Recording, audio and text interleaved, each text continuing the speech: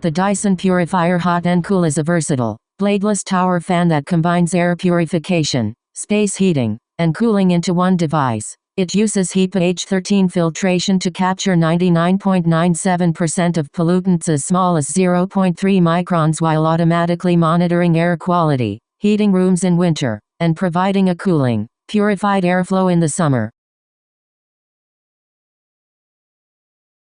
The accompanying app itself is very user-friendly as it connects to your Dyson device via Bluetooth.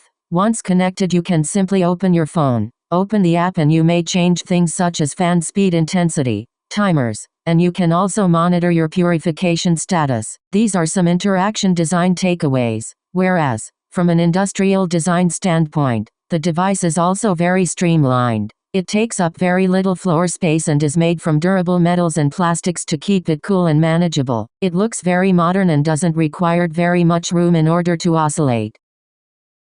We as designers and users of AI understand that the technology can be very helpful for our disciplines as it can provide information extremely fast and is great at synthesizing data. However, there are prominent human elements in both our disciplines that ultimately require human interaction and feedback. Such valuable input can only be gathered, we think, from humans and humans alone. We believe that due to AI's lack of embodied, lived experiences, AI could never understand bodily experiences and would likely spit out an output so plain and flat.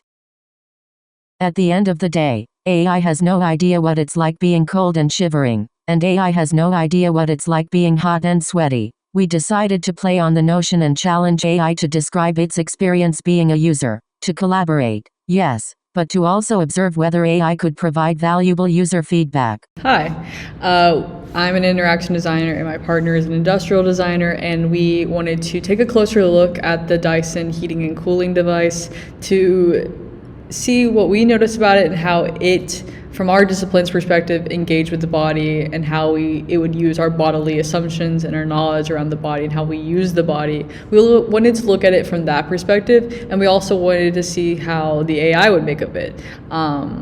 Trying to assume our positions, we asked AI to kind of narrate the experience and kind of evaluate it similarly how we would. And so we asked it these 4 questions, and it gave a reply for each one, which we'll share our findings after we show you. So here's the clip of the audio talking now. 1. What's the overall feeling of the whole experience? Is it smooth, and how? I feel the experience is mostly smooth because the device quietly adjusts the air without demanding my attention. I don't have to constantly interact with it, which makes the comfort feel ambient rather than controlled. It blends into my daily routine instead of interrupting it. 2. Will you sit in front of the air or feel the air with a distance? I usually don't sit directly in front of it because the airflow feels too intentional and noticeable. I prefer to place it a few feet away so the air spreads naturally across the room. At a distance, the comfort feels more even and less mechanical. 3. What is the bodily difference between dry and humid? I notice dry air in my body through a tight throat, dry skin, and slightly irritated eyes. When the air is more humid, my breathing feels easier and my skin feels less tense. The difference is subtle but very physical and accumulates over time. 4. Can comfort be quantified without sensing sweat, goosebumps, or shivering? I don't think comfort can be fully quantified because my body responds in small, emotional, and physical cues. Sometimes the temperature is technically right, but I still feel slightly uncomfortable. Comfort feels more like a lived sensation than a number. 5. How long is your lag time between temperature change and bodily comfort? Is it acceptable? I usually feel a delay of several minutes before my body actually relaxes after the air changes. My skin and breathing take time to adjust, even if the room temperature shifts quickly. The lag feels normal and acceptable because comfort builds gradually rather than instantly. Yeah, so very impressive, sure, but obviously not very human. This is obviously an AI trying to imagine what it would be like for humans to experience this. It describes everything as seamless and ambient. The AI tends to flatten the experience greatly. It's just trying to give an average response. Nothing was too cold, nothing was too hot, nothing was too quick, nothing was too slow. It was all just fine. which I think is a main takeaway from AI. You're always going to get a pretty median answer because guess what? It's based on averaging data.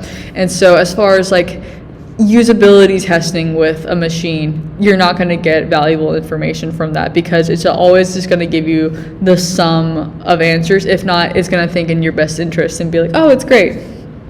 Which is why AI is able to enable all these behaviors that we're seeing today. And so these were some of our takeaways, and we'll show in like bullet points what we mean by this. But it was very interesting, and I don't think I will be using AI for usability testing anytime soon. I think it's safe to say bodily assumptions and bodily knowledge in our fields are here to stay and still going to be applicable.